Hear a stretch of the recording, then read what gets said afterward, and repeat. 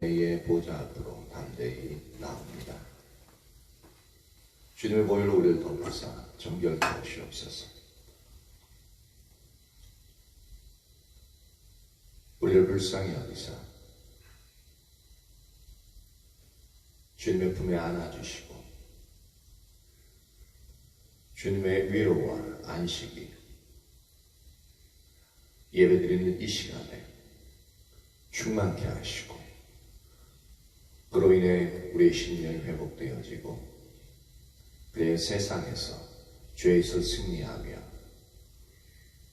세상을 다스리고 정복해가는 하나님의 사람들로서 우리를 인도하여 주옵소서.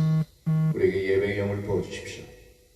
그 은혜를 부어서 온전히 주님만 높이게 하시고 주님의 영광을 보며 그렇게 주님으로 인하여 기뻐하고 또한 하나님의 말씀을 따라 애통하며 돌이켜 주님 앞에 설 수 있는 그러한 자들 되게 하여 주옵소서.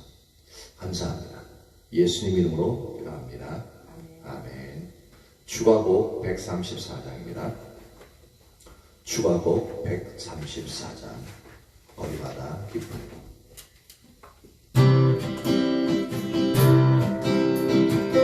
거리마다 기쁨.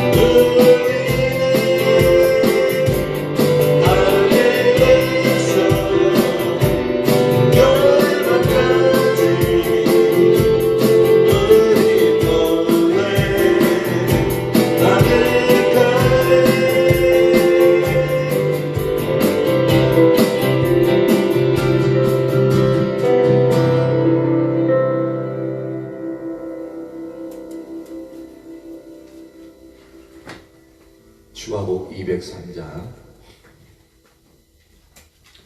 203장입니다.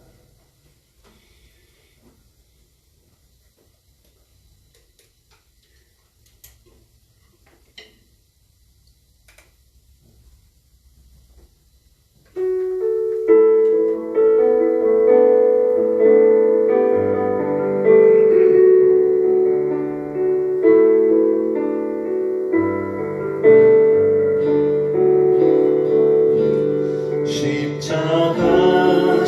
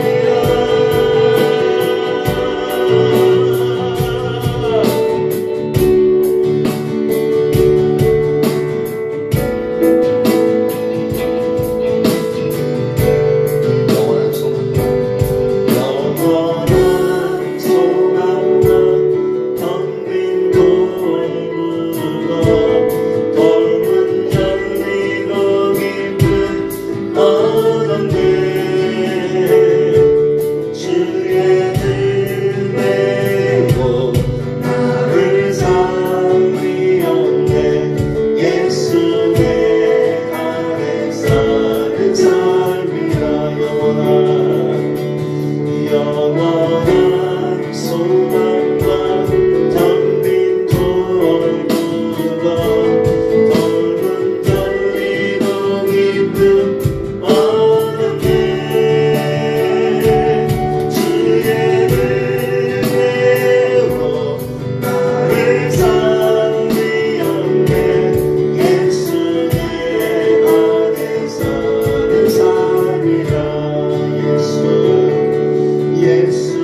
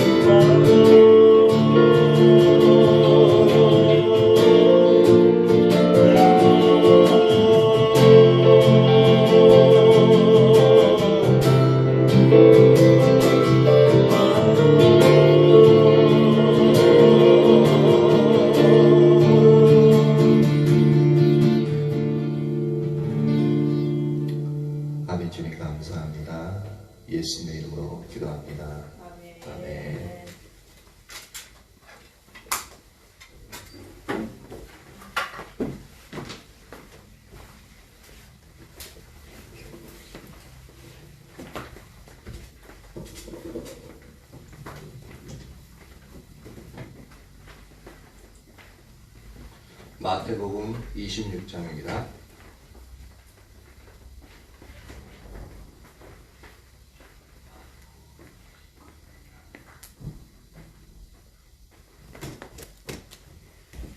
마태복음 26장 47절부터 56절까지 살펴보도록 하겠습니다.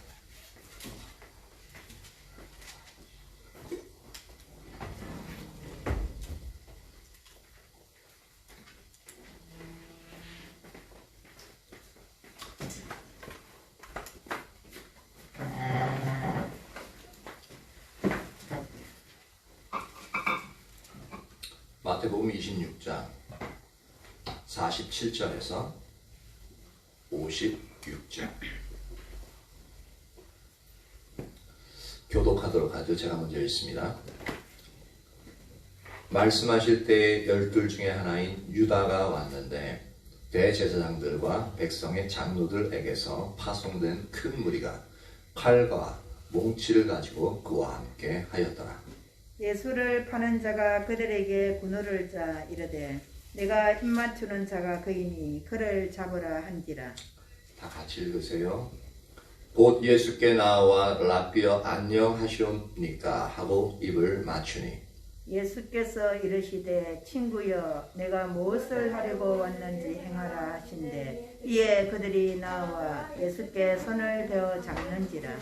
예수와 함께 있던 자 중에 하나가 손을 펴 칼을 빼어 대제사장의 종을 쳐 그 귀를 떨어뜨리니 이에 예수께서 이르시되 내 칼을 도로 칼집에 꽂으라. 칼을 가지는 자는 다 칼로 망하느니라. 너는 내가 내 아버지께 구하여 지금 12군단 더 되는 천사를 보내시게 할 수 없는 줄로 아느냐. 내가 만일 그렇게 하면 이런 일이 있으리라. 한 성경이 어떻게 이루어지겠느냐 하시더라. 그때 예수께서 무리에게 말씀하시되 너희가 강도를 잡는 것 같이 칼과 몽치를 가지고 나를 잡으러 나왔느냐. 내가 날마다 성전에 앉아 가르쳤을 때 너희가 나를 잡지 아니하였도다. 그러나 이렇게 된 것은 다 선지자들의 글을 이루려 함이니라 하시더라. 이에 제자들이 다 예수를 버리고 도망하니라. 아멘. 이 부분은 이제 예수님이 실제로 이제 잡히시는 딱 그 장면을 묘사하고 있습니다. 우리가 지난번에 살펴봤을 때는 이제 예수님이 겟세마네 동산에서 이제 기도하시는 모습, 그리고 예언하시는데 이제 너희가 다 나를 버리고 떠나갈 거다. 그러니까 베드로가 아니라고. 다른 사람은 몰라도 나는 안 그렇다고. 내가 목숨까지도 주님께 내어놓기로 이제 작정했다고. 이제 그런 장면이 나왔었죠. 그러면서 세 가지 이제 세 사람의 인물을 보면서 이제 밭에 대해서 설명했었는데, 첫 번째는 가룟 유다 같은 경우는 이제 돌짝밭에 해당하는 사람이었다라고 우리가 살펴봤습니다. 돌짝밭의 그 유형 자체가 말씀을 기쁨으로 받아요. 그런데 이제 해가 났을 때 그 밑에 흙이 없어가지고 뿌리가 내리지 못하고, 뿌리 내리지 못하면 어떻게 돼요? 햇빛 나는데 이 수분 공급받으면 상관이 없는데 수분 공급받지 못하니까 어떻게 돼요? 말라 죽어버리죠. 그러니까 말씀이, 하나님의 말씀, 하나님의 생명력이 그 속에서 움트다가 어려움이 오니까 그것을 배반하는 거다. 이제 어려움이 올 때, 환란이 올 때 나 배반하는 자요라고 예수님이 나중에 풀이를 하죠. 그런데 이제 겉모양 보기에는 돌짝밭이든 가시떨리 밭이든 이게 구분이 안 된다고요. 오히려 더 돌짝밭은 그것을 기쁨으로 받는다는 표현이 있기 때문에 더 예수님을 잘 믿는 것처럼 보여질 수 있다는 겁니다. 그런데 가룟 유다가 돌짝밭으로 예정되었다기보다는 저는 이제 그렇게 본 부분이 아니라 이 만약에 가룟 유다에게 있어서도 이 돌 밑에, 그러니까 흙은 같이 깔려 있잖아요. 그래서 말씀이 이제 자라나는데 그 밑에 있는 돌덩이들을 치울 수 있었다면, 돌덩이를, 우리 흙 자체로 그렇잖아요. 돌덩이들도 있고 막 그렇잖아요. 그걸 치우고 심겨질 수 있었다면 그는 돌짝밭이 되지 않았을 수 있지 않겠느냐라는 거죠. 그러니까 그런 얘기는 뭐냐면 우리도 누구나가 가룟 유다의 자리에 설 수 있다는 거죠. 근데 가룟 유다가 가룟 유다 될 수밖에 없었던 가장 큰 요인이 되었던 돌덩이는 뭐였냐면, 첫 번째는 주님을 섬김과 함께 동시에 물질을 섬겼다라는 겁니다. 물질의 유혹에 넘어갔어요. 헌금함에 들어왔던, 그러니까 그 돈을 이제 유다가 갖고 있는데 물질 들어오는 것 중에 항상 이렇게 돈을 빼다가 자기를 위해서 쓰는 그런 영역의 부분이 있었고, 그래서 주님을 따라 섬기면서도 항상 물질의 유혹에 노출되어져 있었던, 그리고 그 유혹에 넘어가 있었다. 예수님이 따라다니면서 물질에 대한 설교를 엄청나게 많이 하셨거든요. 근데도 돌이키지 아니하였던 그 마음속에 있는 돌덩이가 무엇인지 유다도 알았습니다. 분명히 알았을 거예요. 그를 통해서 성령의 능력도 나타났거든요. 12제자를 파송하고 70일의 제사를 파송할 때 손을 얹어서 예수 이름 명함에 병이 나고 귀신도 쫓겨났거든요. 성령의 능력도 경험했어요. 누구 손으로? 바로 자기 손으로, 자기 입술로. 근데 그 속에 있는 돌덩이였던 하나님과 함께 대등하게 권력을 소유할 수 있는 그것이 뭐냐, 물질의 우상인데, 너희는 하나님과 재물을 겸하여 섬기지 못하리라 라고 말씀하는데, 유다는 두 가지를 같이 겸하여 섬기고, 근데 예수님은 겸하여 섬기지 못한, 둘 중에 하나는 버려야 된다는 얘기예요. 근데 버리지 않았습니다. 그리고 나중에 예수님 팔 때도 예수님을 넘겨주고 돈을 은 30냥을 받았죠.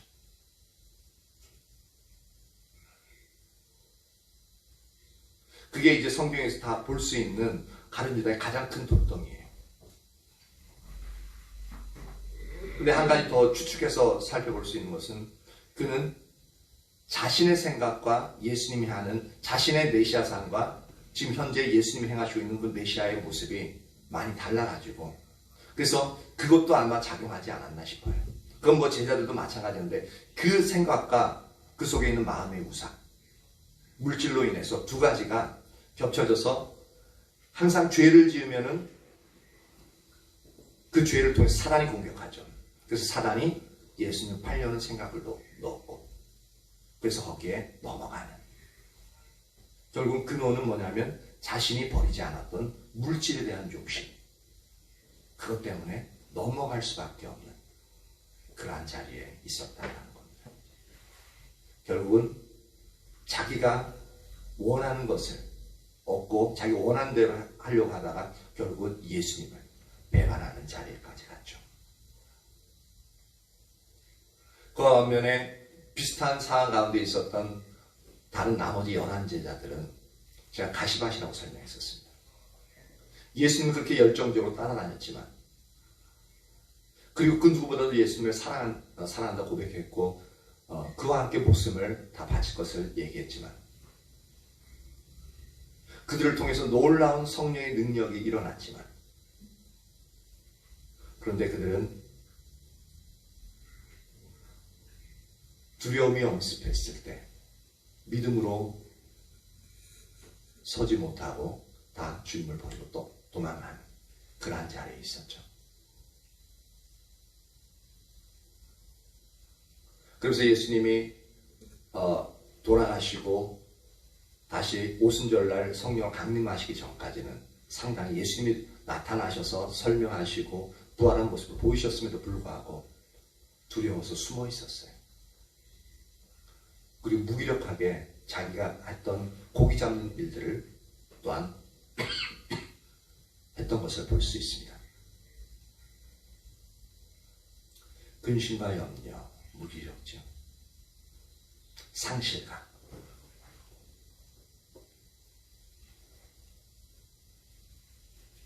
그래서 하나님의 말씀이 하나님께 대한 그 사랑과 그 경험이 있음에도 불구하고 누구보다도 강력하게 그들을 가지고 있음에도 불구하고 그들 속에 있는 두려움, 염려, 상실감 그 모든 것들이 더 우위에 있었던 그러한 부분을 볼 수가 있습니다. 그런데 예수님은 그들을 놀라운 성령을 충만케 하심을 말미암아 이제는 가시밭이 아닌 그 가시들 다 뜯어버리고 근심과 염려 그런 영역들이 다 사라지고 나중에는 그러니까 성령을 받은 이후에는 놀라운 진짜 좋은 밭으로서의 그 모습을 이제 드러내게끔 되어지죠. 우리도 그 누구나가 우린 대부분은 이제 가시밭 가운데 속해 있는데 그래서 성령으로 충만케 되어지는 영역이 절대적으로 필요합니다.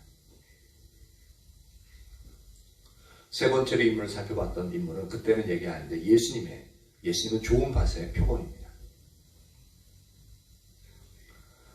좋은 밭은 말씀이 뿌려져서 싹이 나고 줄기가 나서 꽃이 피고 그래서 이제 열매를 맺는데 성경에 보면 어떤 표현이 되어 있냐면 어떻게 열매를 맺는다고 되어져 있냐면 인내로 열매를 맺는다라는 표현을 씁니다. 자, 인내로 기다려야 될 열매 맺기까지 기다려야 될 기간들이 있다는 겁니다. 그 중간에 똑같이 햇볕은 쬐요. 그러니까 어려움이 온다는 얘기예요. 돌짝밭만 햇빛 쬐는 게 아니에요. 좋은 밭에도 가시밭에도 햇볕은 쬐요. 그런데 하나님을 신뢰하며 인내하느냐 인내하지 못하느냐 하나님만 의지해서 서느냐 서지 못하느냐 거기서 돌짝밭이냐 가시밭이냐 좋은 밭이냐가 결정된다는 거죠.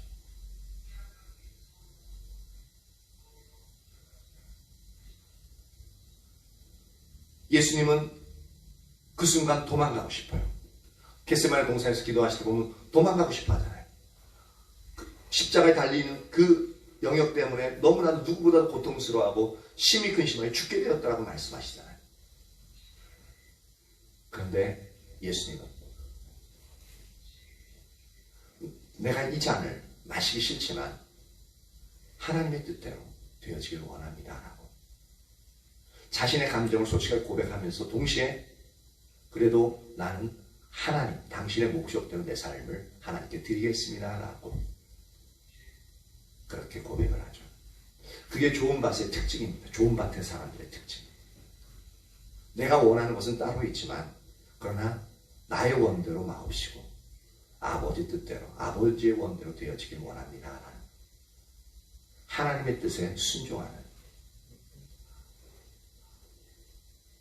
그 중간에 큰 고통이 있죠.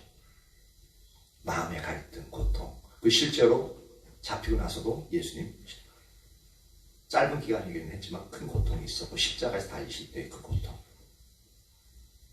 근데 그 인내로 그 고통을 참고 하나님 뜻대로 그가 다 완수했을 때 예수님을 통해서 놀라운 일들이 이제 맺어지게 되는 거죠. 그 예수님이 2000년에 달리신 그 십자가의 사건 때문에 오늘 우리가 있게끔 돼요. 열매가 세대를 거듭하면 거듭할수록 계속적으로 생겨나고 있죠. 좋은 밭에 보여.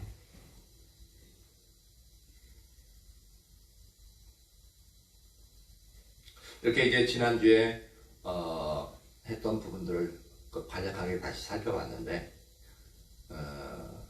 이런 부분들을 잘 정리해놓는 부분들이 필요합니다. 오늘은 47절부터 그렇게 기도하고 나서 당당하게 이제 나아가는데 47절 말씀하실 때 12 중에 하나인 유다가 왔는데 대제사장들과 백성의 장로들에게서 파송된 큰 무리가 칼과 몽치를 가지고 그와 함께 왔더라. 근데 48절에 보면 유다를 뭐라고 표현하고 있냐면 예수를 파는 자라고 표현하고 있습니다. 그가 그들에게 군호를 짜 이르되 내가 입 맞추는 자가 그이니 즉 예수님이니까 그를 잡으라. 왜냐하면 그 당시에는 지금은 이제 밤이 돼도 가로등이나 이제 그런 부분이 있어가지고 밤거리에서 누가 누군지를 식별할 수 있잖아요. 근데 이 당시 가로등이라는 건 없어요. 그래서 횃불 들고 이렇게 가거나 등 들고 다녔는데 그 어두움이 칠흑같기 때문에 바로 앞이 안 보여요. 분간할 수 없어요. 그러니까 그 어둠 속에서 유다는 근데 예수님에서 익숙하잖아요.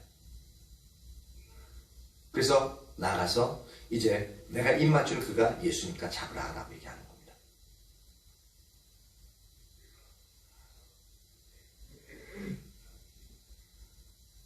그래서 49절에 곧 예수께 나와 랍비여 안녕하시옵나이까 하고 입을 맞추니, 참 어떻게 보면은 인간적인 측면에서, 만약에 인간적인 예수의 측면에서 이 유다가 팔교에서 오는데 또 공손하게 랍비어라고 표현하고 있습니다.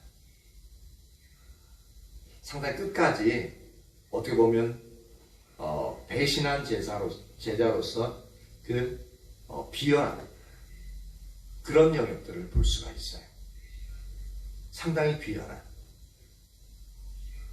끝까지 자신의 정체를 숨기는 거죠.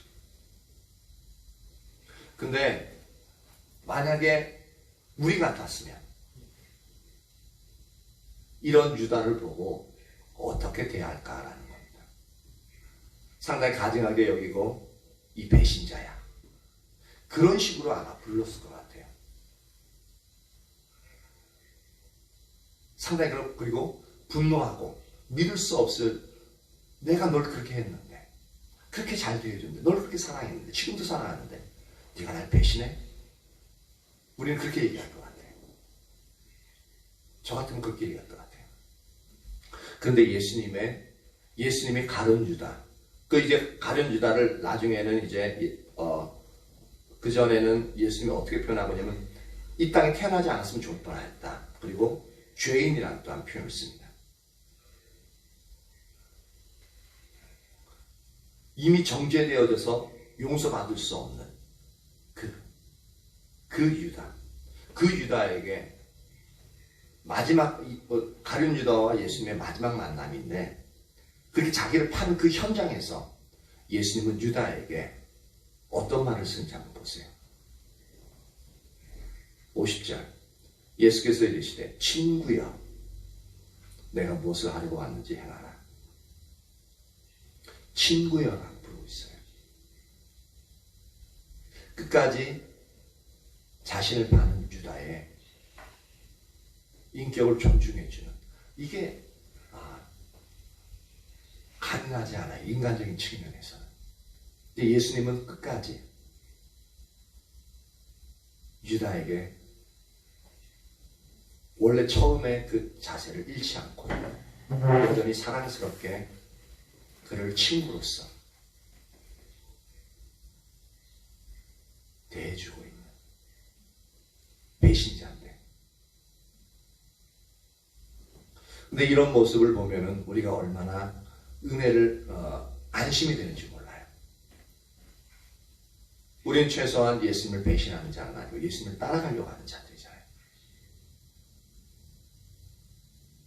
배신자에게도 이렇게 그의 사랑을 다 가지고 호칭을 불러주신다면 우리에게 있어서는 하나님이 우리에게 부르시는 그 호칭은 완전히 다를 거예요. 항상 사랑하는 자요, 사랑하는 자요. 그러니까 우리가 안심할 수 있어요.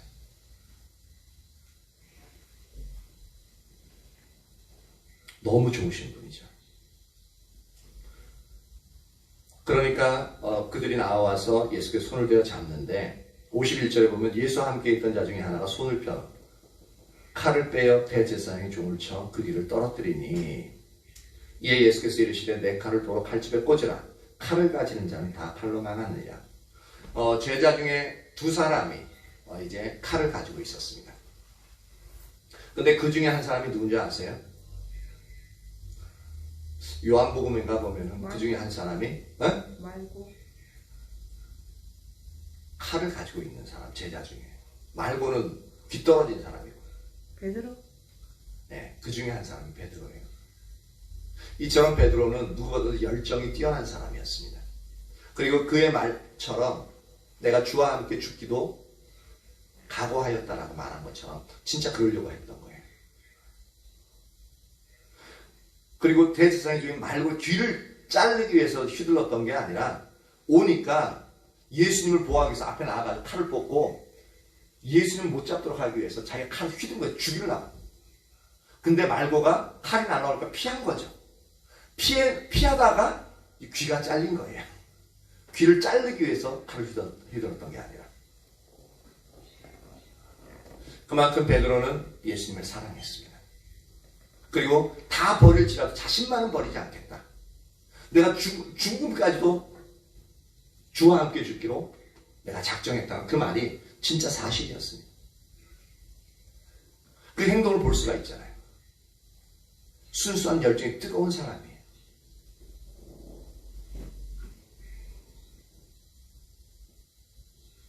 근데 나중에 가면 어떻게 돼요?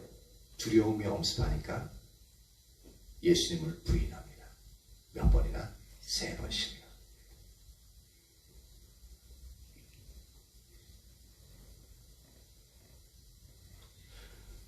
예수님이 이제 또 말씀하시는 게 53절 보면 너는 내가 내 아버지께 구하여 지금 12군단 더 되는 천사를 보내시게 할 수 없는 줄을 아느냐라고 말씀하고 있습니다.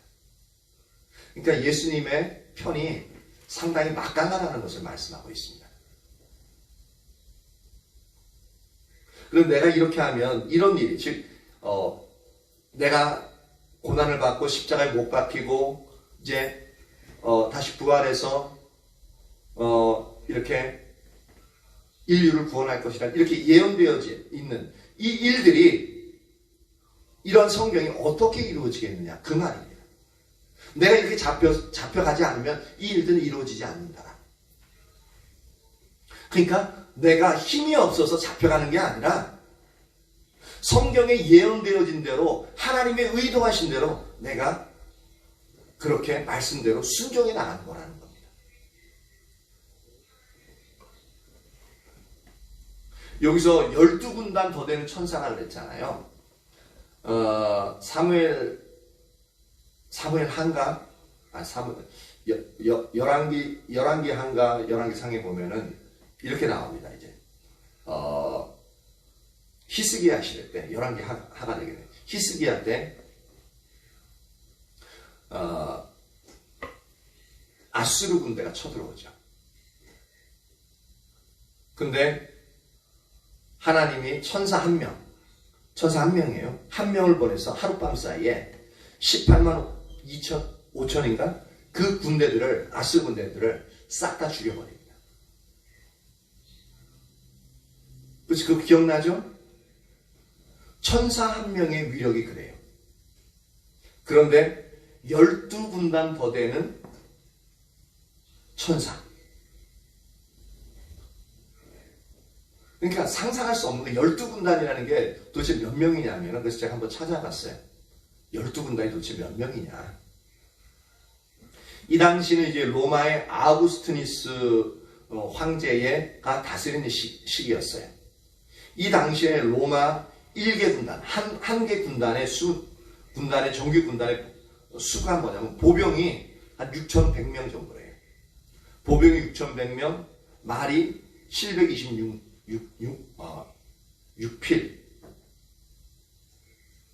그러니까 기마병이 거의 한 750명 정도 되고, 그리고 나머지 보병 그렇게 6,100명이 있는 거예요. 상당히 이 부분을 보면 오늘날 그러면 이제 1개 사단의 병력 수가 보통 한 1,200명 정도입니다.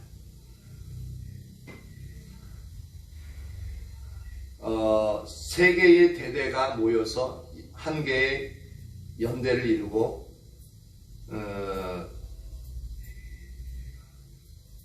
한 3개, 4개 정도의 연대가 모여서 한 개의 사단이 되어지는데, 그래서 1개 사단에 한 1,200명 정도를 잡으면은 이제 12영 더 되는 12군단 더 되는 하나님의 천사라는 그 군대 조직은 어느 정도냐면 오늘날로 치면 6개 사단. 우리나라로 군대 편제로 보면 6개 사단. 6개 사단이 되는 그 군대를 천사들을 예수님을 위해서 보낼 수 있다는 겁니다. 근데 그 천사들 한 명 한 명에 있어서 한 명의 능력이 땅에 있는 18만 2천 명의 사람들을 그것도 하루 밤사이에 저항 한 번도 못 해보고 죽일 수 있는 능력을 가진 자라는 거예요. 엄청난 거죠. 그렇죠?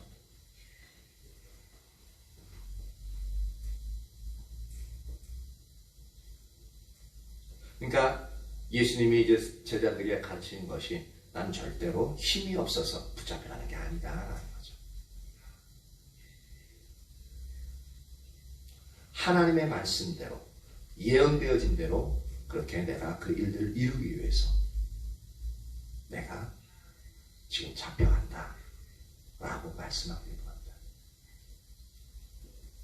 근데 예수님 모든 걸 알고 계시고 그러니까 이렇게 말씀하고 있는데 제자들 입장에서는 바로 죽음의 두려움이 눈앞에 있는데 그 말이 귀에 들어왔을까라는 거죠.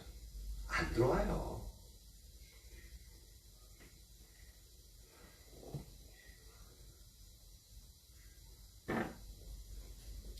55절 보면 그때 예수께서 무리에게 말씀하시되 너희가 강도를 잡는 것 같이 칼과 몽치를 가지고 나를 잡으러 나왔느냐. 내가 날마다 성전에 앉아 가르쳤으되 너희가 나를 잡지 아니하였도다. 그러나 이렇게 된 것은 다 선지자의 글을 이루려 함이니라 하시더라. 근데 여기서 보면은 이에 이렇게 말씀하시고 나니까 이에 제자들이 다 예수를 버리고 도망하니라 라고 말씀하고 있습니다. 겟세마네 동산에서 이제 예수님이 제자들에게 하신 말씀 중에 하나가 뭐냐면 성경에 이르기를 내가 목자를 치리니 양떼가 흩어지리라 라고 말씀하고 있었어요. 그렇게 예수님이 계실 때는 기세등등하게 그러니까 예수님을 잡으러 온 병정들을 향해서 칼을 휘둘렀던 그 제자들, 그 베드로. 그런데 예수님이 딱 잡히니까 목자를 딱 치니까 그 밑에 그렇게 용감했던 예수님의 12제자들이 다 혼비백산에서 도망가는 것을 볼 수가 있습니다. 이것도 예언 그대로 이루어졌죠. 예언 그대로 이루어졌다라는 게 중요한 부분이 뭐냐면 그러니까 이게 어제 얘기하고 오늘 이루어진 그런 일들이 아니라 성경이 기록되어져 가지고 처음부터 창세기 3장 15절부터 기록되어진 예언들이 차근차근 이제 시대를 지나면서 몇천 년 동안 기록되어진 이 성경을 통해서 메시아의 증거예요. 하나의 피할 수 없는 증거. 그 중에 하나라도 어긋나면 메시아가 아닌 거예요. 근데 예수님은 그 수많은 메시아가 오시면 이런 일을 할 것이고 이런 일을 당할 것이고 이런 일을 통해서 죽고 다시 살아날 것이라는 그것을 갖다 그 수많은 예언들을 예수는 하나도 빠지지 않고 그것을 다 이행했다는 거예요. 근데 이 지구상에 살면서 예언되어져 가지고 하나도 안 틀리고 예언 다 맞은 예언가는 한 명도 없고 그대로 예언 그대로 삶을 살았던 사람도 아무도 없습니다.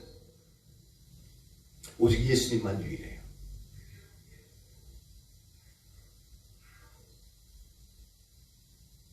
이런 상황들을 보면은 예수님이 그냥 직접적으로 일으킨 것들이 아니잖아요. 그럼에도 불구하고 이 모든 것들이 예언대로 되어지고 예언이 되어져야 할 것을 알고 예수님이 큰 능력을 갖고 있지만 그 능력을 사용하지 않고 그대로 하나님의 뜻을 수능해 나가시는 예수님.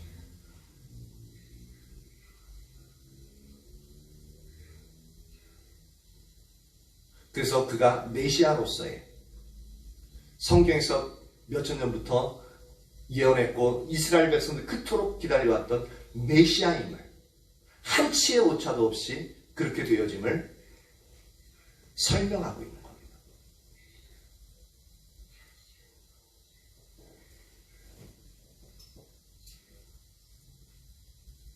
오늘 이 말씀 가운데서 우리가 이제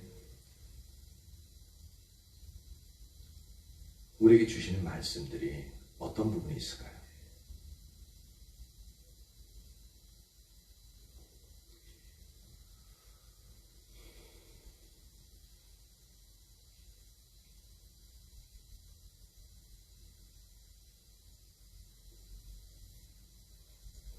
예수님은 이 땅에 오시되 하나님의 목적을 가지고 이 땅에 오시고 죽으시기까지 하나님의 목적을 다 이루시는 분입니다. 나중에 보면 예수님이 십자가에 달려 죽으실 때 마지막 말씀이 내가 다 이루었다라고 말씀하시죠. 즉 뭐냐면 예수님이 이 땅에 보내진 하나님의 목적 그대로 그 하나님이 주신 그 사명을 하나도 어김없이 다 완수했다라는 겁니다. 온전히 하나님이 원하시는 삶을 살았던 예수님. 전체적으로 한다면 돌아올 구원받을 하나님의 구원받을 영혼들을 위한 부분이지만 오늘날 우리에게 적용한다면 바로 우리 한 사람 한 사람을 위해서 이 일들을 예수님이 행하셨다라는 겁니다. 그래서 우리가 이 일을 행하신 예수님을 우리 개인적으로 만나는 그리고 이 사랑이 얼마나 큰 것인지 나를 구원하시기 위해서 나 같은 보잘것없는 우리를 구원하시기 위해서 얼마나 큰 대가를 지불하셨는지 이러한 영역들을 우리가 알게 되어진다면 우리가 주님을 따르는 데 있어서 그 자세는 완전히 달라지겠죠. 그래서 하나님의 친밀함을 추구하면서 하나님을 알기를 갈망하는 하나님의 그 사랑을 알기를 갈망하는 하나님 십자가의 그 의미를 알기를 갈망하는 그 자리에 우리가 머물러 있어야 돼요.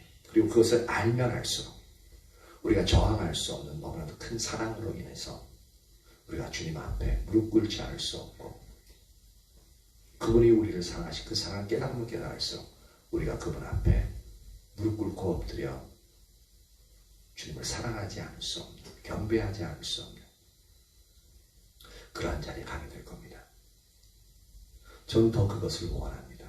온전히 지식으로가 아니라 이렇게 말하고 있는 이 지식으로가 아니라 진짜 제 마음속에 그리고 여러분의 마음속에 이 사실들이 깨달아져서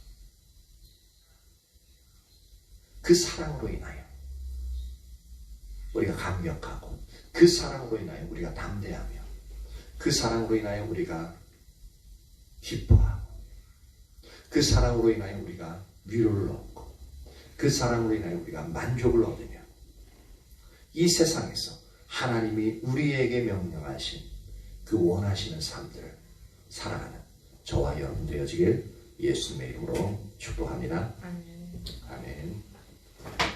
예, 나오세요.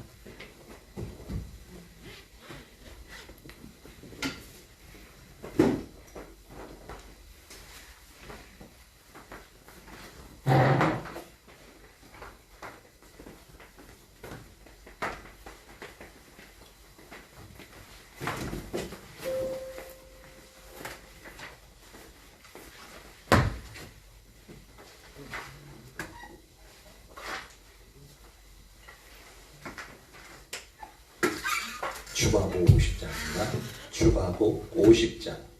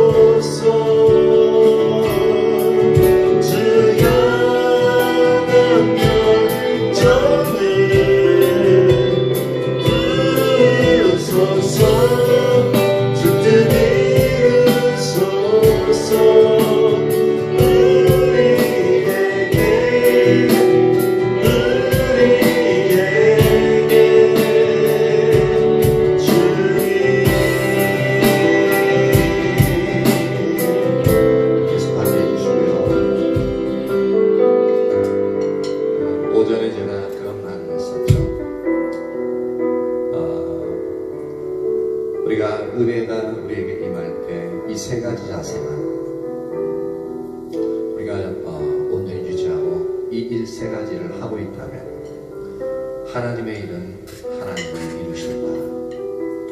그래서 이 부분에서 온전히 헌신되어진 여종 목사님 같은 경우는 자신은 사역, 그에게 맡겨진 사역이 가장 쉽다라고 얘기했죠. 왜냐하면 오늘 그 자리에 있을 때 하나님의 그 일들, 맡겨진 그 사역들은 하나님이 다 행하시니까. 그것이 오늘날 이제 예수 믿는 자들에게는 예수님 믿는 것이 가장 쉽다, 그리고 가장 재밌다 라고 하는 영역으로서 우리가 나가야 될 부분입니다.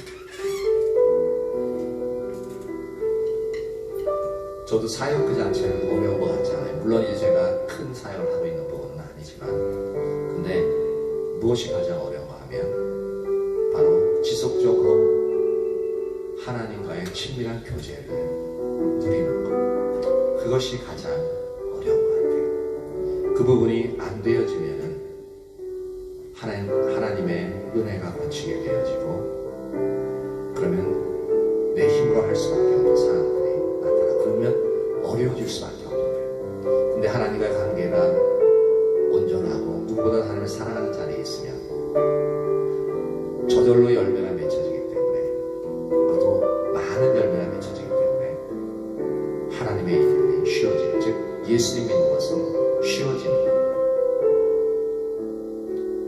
그래서 중요한 부분은 우리가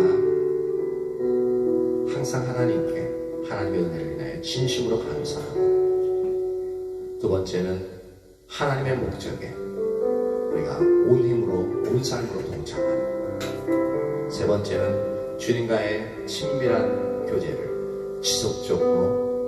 친밀한 교제 가운데 지속적으로 머물러 있는 것. 요것을 하면 됩니다. 근데 요것이 우리의 힘만을 가지고는 절대로 안 됩니다.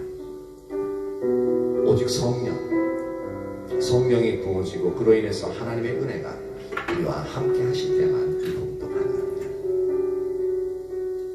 그래서 우리에게 있어 하나님, 우리에게 주님의 성령을 부어주십시오.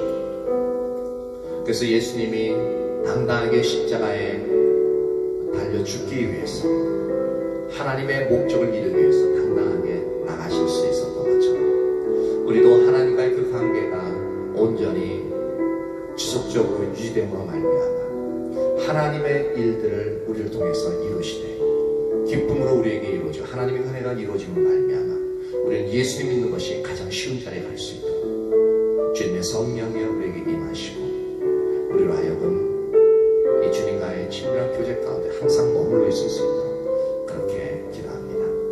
기도하겠습니다. 할렐루야, 할렐루야. 살아계신 하나님, 감사와 찬양을 올려드립니다. 하나님, 우리에게 주의 은혜를 부어주십시오. 우리에게 주님의 은혜를 부어주십시오. 우리가 진정 예수님이 보이셨던 삶의 모습처럼 하나님과 친밀한 관계 가운데 우리가 머물러 있기를 간절히 소망합니다. 그것도 지속적으로 하나님과 친밀한 가운데 머물러 있음으로 말미암아 하나님의 일을, 하나님의 은혜가 온전히 이루시고 우리가 스스로 열매를 맺음으로 말미암아 그것도 많은 열매를 맺음으로 말미암아 예수님 믿는 것이 가장 쉬운, 예수님 믿는 것이 가장 즐거운 자리에 있기를 원합니다. 그리고 하나님의 일은 하나님의 은혜가 이루신다는 말씀처럼 그렇게 하나님의 일들이 가장 쉬웠다라고 고백할 수 있는 그러한 자리에 우리가 있기를 간절히 소망합니다. 하나님이여 다운이 우리에게 주의 성령을 우리에게 부어주십시오. 이대로는 안 되겠습니다. 강한 바람처럼 하늘로서 우리에게 임하시고 오순절날과 같이 온전히 강력하게 성령의 불로서 우리들 가운데 임하여 주시길 간절히 소망합니다. 그래야 하나님만 사모하게 하시고 우리의 심령이 주님을 향하여 열망과 열정을 품고 그렇게 주님을 향하여 달려나가게 하시고 그리하여 우리가 주님의 인도하시는 그 삶을 온전히 살아갈 수 있도록 하나님이 우리를 이끌어 주시길 간절히 소망합니다. 하나님, 우리에게 그 은혜를 부어주세요. 우리에게 그 은혜를 부어주세요. 주님의 성령을 우리에게 부어주세요. 주님의 성령을 우리에게 부어사 주님을 향한 뜨거운 열망과 열정이 그렇게 불타오르게 하여 주시옵소서. 우리에게 불 붙여주세요. 불 붙여주세요. 성령의 불을 붙여주세요. 주를 향한 열정의 불을 아버지 우리의 심령 가운데 붙여주세요. 그래 주의 말씀에 가길 기뻐하게 하시고 주님을 온전히 즐거워하며 우리의 삶 가운데서 주의 영광을 드러내는 그 삶을 살아갈 수 있도록 하나님이 우리에게 그 주님의 은혜를 부어주시옵소서. 우리에게 그 주님의 은혜를 부어주세요. 아멘. 성령님 더 임하세요. 임하세요. 임하세요. 성령님 임하세요. 우리에게 부어주세요. 우리가 주님의 뜻대로 살아갈 수 있게 해주세요. 온전히 주님만 사랑하고 주님만 알며 주님만 의지하고 주의 말씀을 따라 아버지 그렇게 삶을 살아감으로 말미암아 하나님이 우리를 통해서 주님의 열매가 맺혀지게 하시고 그것도 풍성히 맺혀지게 하는 그런 하나님의 말씀대로 이루어지는 것을 하나님 우리가 경험하게 하시고 그것을 다른 사람들이 보고 아버지 하나님의 영광을 그들이 아버지 볼 수 있도록 인도하여 주시옵소서. 우리에게 그 은혜를 부어주세요. 우리에게 그 열망을 부어주세요. 하나님, 우리가 세상에 눈을 돌리지 아니하고 온전히 주님께만 우리의 눈을 고정하고 온전히 주님을 향하여 달려나갈 수 있도록 하나님의 우리가 아버지 그렇게 주님 앞에 설 수 있도록 하나님 그 은혜를 우리 한 사람 한 사람에게 부어주시길 간절히 소망합니다. 우리의 심령을 아버지와 주님의 성령으로 불붙여주세요. 하나님 주님을 향한 열망과 열정으로 우리의 심령을 불붙여주세요. 우리의 심령을 불붙여주세요.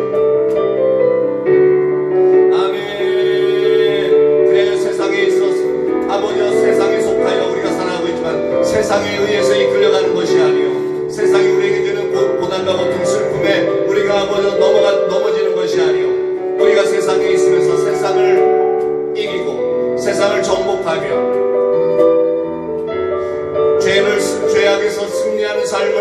나가길 원합니다.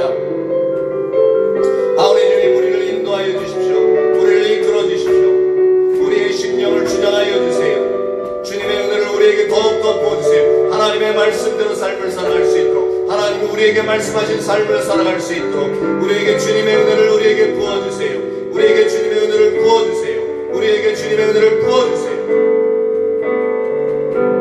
아멘, 아멘, 아멘, 아멘, 아멘, 아멘, 아멘.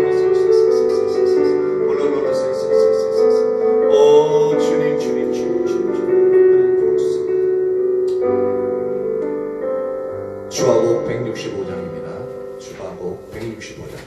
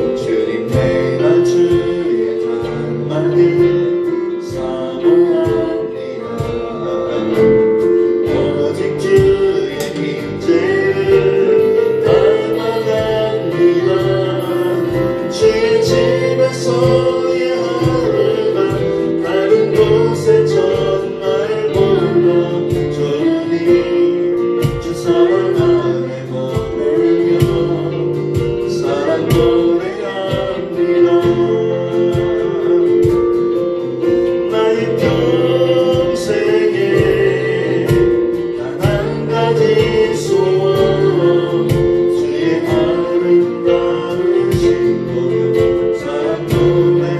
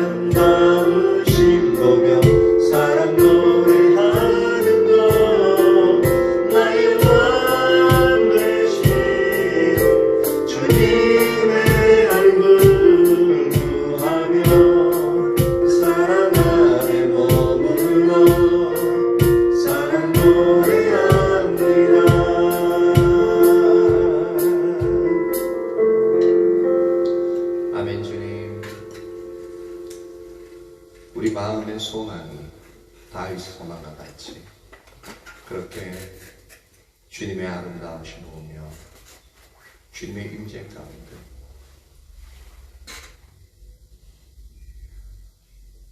머물며 그렇게 주님을 더 알아가기를 갈망하는 그 자리에 우리의 삶이 항상 있게 거하게 하시옵소서.